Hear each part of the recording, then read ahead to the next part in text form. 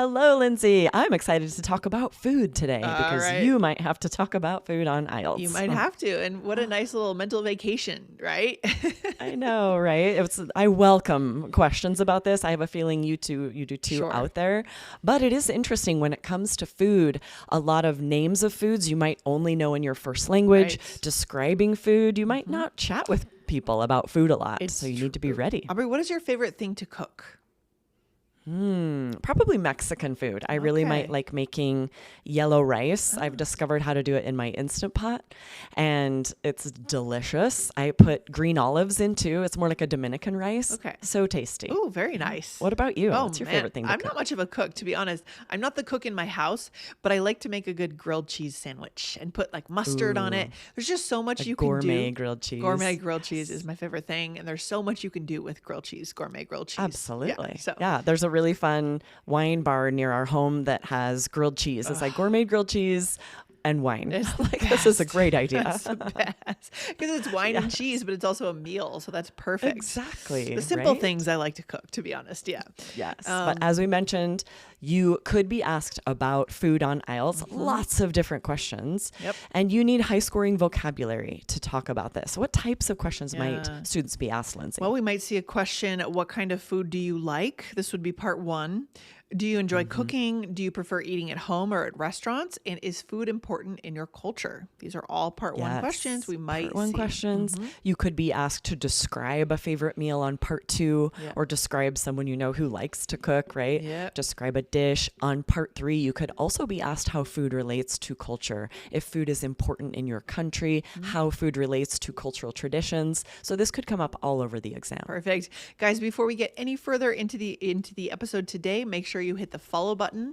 If you are watching on YouTube, which you can be, hit subscribe on IELTS Energy TV, or if you're on Apple or Castbox or another podcast player, hit the follow button now. Okay, good. Absolutely. So we're going to dive into some vocabulary. Remember, we've mentioned recently on the podcast that if you need to say the name of a food or a dish in your first language, that is absolutely fine, especially if there isn't a word for it in English, right? Or if it is said with that accent in English, totally fine, but then you would need to describe it. So any foods, be ready with interesting vocabulary to describe what that dish is like. Yeah. Don't just say it in your first language and move on. Yeah, that's a good example. Like, have you ever tried, what is it? Shakshuka, I think is what it's called. No. It's a Middle Eastern dish. I'm not sure if it's Israeli or I'm not exactly sure which country it's from, but it's really good. It's often served at brunch if you go to brunch restaurants.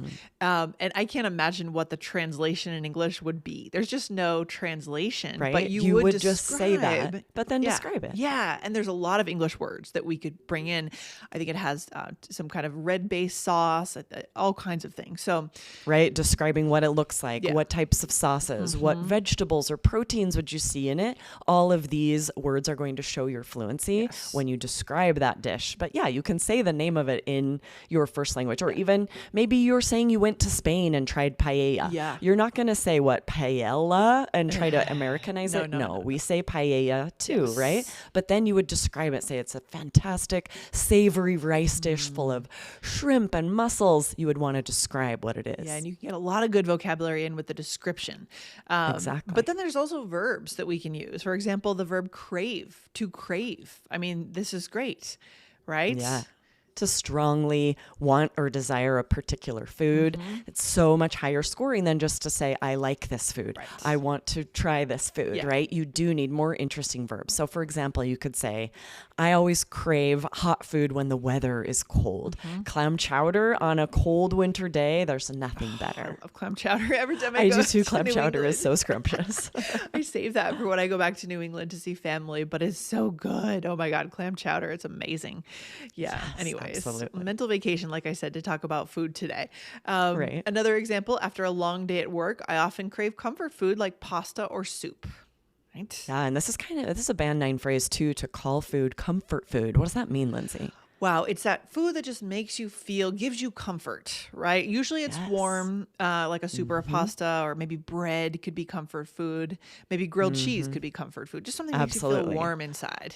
right? Right. Often comfort food is associated with unhealthier foods, Yes. carb-loaded foods that aren't that as good for us. Right. But yeah, this is a Band 9 phrase. Students don't use it that often. So describe food as comfort food, or to say, if you're asked about favorite foods, say, well, when it comes to comfort food, mac and cheese, hands down. Mac and cheese is a but great one. for healthier foods, and so then you could describe a comfort food and then pivot to talk about something healthier you Yeah, like. these are great categories of types of food Yes. that you really want to have in your repertoire.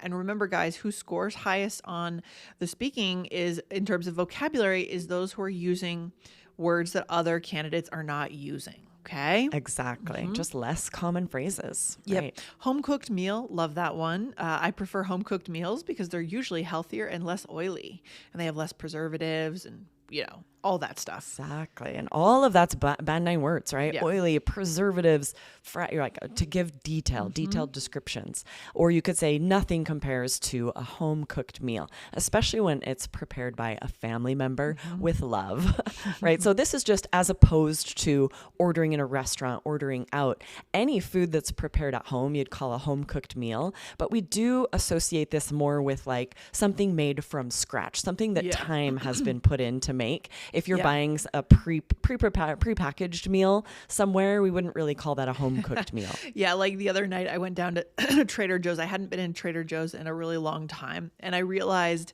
who the target market is for Trader Joe's. It's people that don't really like to cook or know how to cook or want to cook, because a lot of their stuff is prepackaged stuff, but then some of it is healthy prepackaged stuff. Like it has fewer preservatives, but it's like it's already there in a meal and you take it and you warm it up. I wouldn't call that a home cooked meal. Something I bought at Trader Joe's. It's not a home cooked meal, but I use those a lot as well. There's a Kung Pao chicken at Trader Joe's that you just saute up the meat and put in the veggies and the sauce. Done. Yeah, so fast. Totally. It makes a lot of sense. And people would maybe come to your home and think that was a home cooked meal, but really it's this prepackaged meal from Trader Joe's that they're just making easy for those of us who are very busy. You can get away with it. You can get away with it. Or lazy. Sure. Busy or lazy or both. Or just don't know how to cook. I mean, I feel like I never really learned how to cook, to be honest. So if my partner weren't the cook of the house, I'd probably be going to Trader Joe's a lot more often. A lot more often. Yeah, you're lucky. You've got someone to help you out there. I know. What about food stall or street food? Yeah, so this is interesting. So this is very common in bigger cities, and food trucks as well. Even in more residential areas, we see food trucks now where it's a whole little mini restaurant operating out of a truck. Right. Or a lot of retail, like restaurants, will have a food truck that they can go and use at events to prepare food. Yeah, that's true. My friend used to own a food truck, and he would park in different parts of Boston and sell his bowls and things. So that is a big trend right now. Or we could say, whenever I travel, I love trying street food because it reflects the local culture. Yeah. Yeah, so these street food stalls, street food, you can use them when talking about traveling, going to cities, or talk about if these exist where you live. But this is high scoring vocabulary because a lot of students just don't know how to refer to these in English. Right. And then I love this phrase, to have a sweet tooth. Who doesn't have a sweet tooth, right? No, my husband actually really doesn't. It shocks me. He never eats dessert. He likes black coffee. I'm the opposite. I definitely. But does he have like a particular? Does he crave salty food or fatty food? Because most people crave like sweet, salty, fatty something. Or no, he's just perfect. Salty, definitely. Okay. He loves popcorn and nuts and salty snacks. So yeah, it's not like everything he eats is healthy, but it's very easy for him to pass on dessert. Oh, not me. No, thank you. No, I can't pass on He dessert. says he drinks his dessert, right? Okay. He'll have, Okay. some kind, like a Manhattan or some kind of cocktail instead of a sweet dessert. Yeah. Usually I want both. I want my red wine and my I'll take chocolate both. lava cake, Right. Same. Yes. But yeah, this is going to be extremely useful, and it's idiomatic language. Yeah. So squeeze this in if ever you're asked about food on IELTS. You could say, I definitely have a sweet tooth, so I find it hard to resist desserts. Yeah, good. Or even though I have a sweet tooth, I try not to eat too much. And that's an interesting construction, right? The way we're constructing that sentence, a little bit different. Yeah, we have this really interesting phrase starting with even though. So this is higher scoring grammar. Even though I have a sweet tooth, I try not to eat too much sugar. I try not to order dessert. This is a great chunk to use. And imagine anything you're asked about food, whether it's favorite restaurant, someone you know who likes food, it would be pretty easy to sneak this in, whether you have a sweet tooth or they have a sweet tooth. Love that.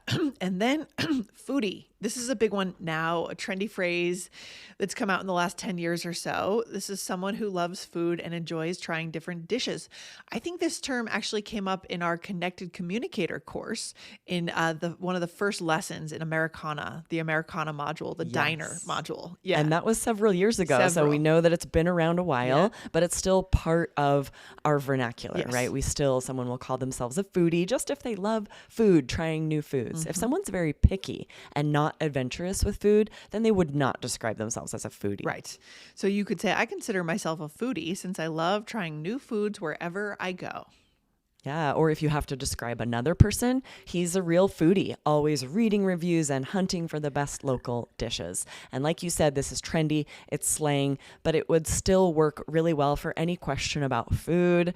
Even if you are asked in part 3 to describe food that's a part of your culture, you could definitely say a lot of people where I live are foodies. So there are definitely trendy restaurants popping up everywhere to satisfy everyone's curiosity about interesting foods. Yes, really good vocabulary today for a high scoring speaking exam. Yeah, Aubrey? Yes, Love it. absolutely. All right, we're going to do some sample part 1 answers. Right, Aubrey?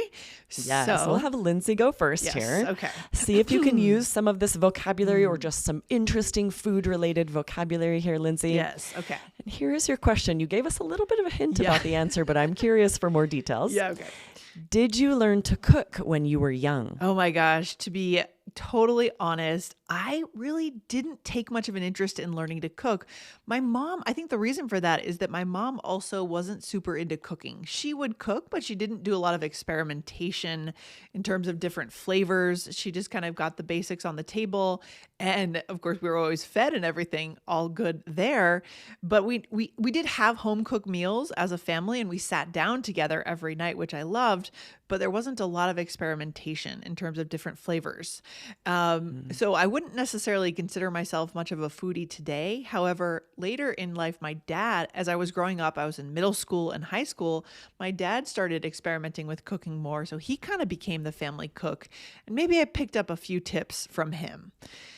Nice. Yeah. Excellent. So a couple of great things here.